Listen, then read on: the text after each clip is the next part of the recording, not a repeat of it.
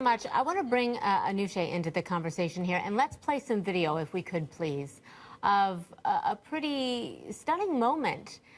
Jim was talking about the publicity of this and how much we're seeing, but do you see that that chain around, the gold necklace around the President Trump's neck there? Well, Saudi King Salman presented that to the president. It's a gold medal. The collar of Abdulaziz Al Saud is what it's called, and it's the nation's highest honor.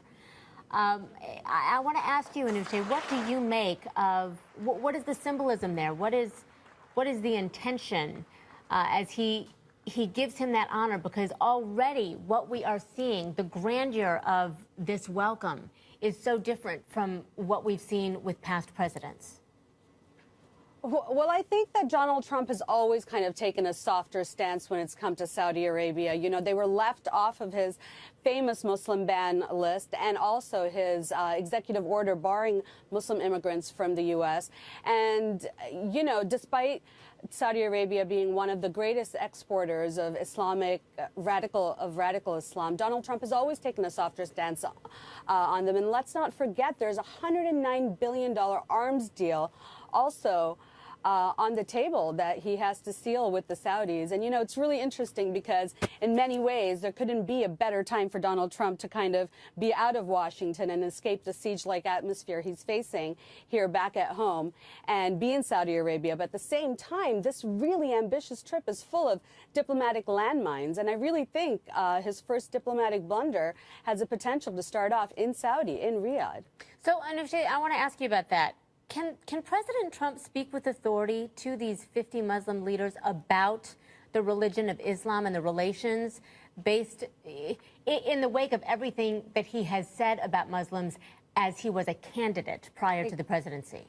You know, frankly, Christy, I think it's offensive for Donald Trump to be, you know, even attempting to be pontificating on Islam, especially in Saudi Arabia, which is the birthplace of Islam and the place of some of Islam's holiest sites.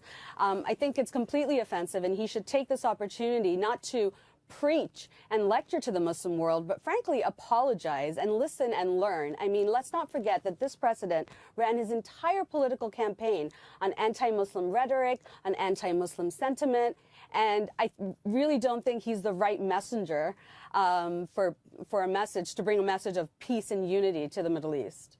Alex Pappas, let me bring you into this conversation. What do you think of that? Is he the right person, or do the Saudis really care so much about what was said during a campaign? Can they write it off and say, hey, he was saying that just to get elected?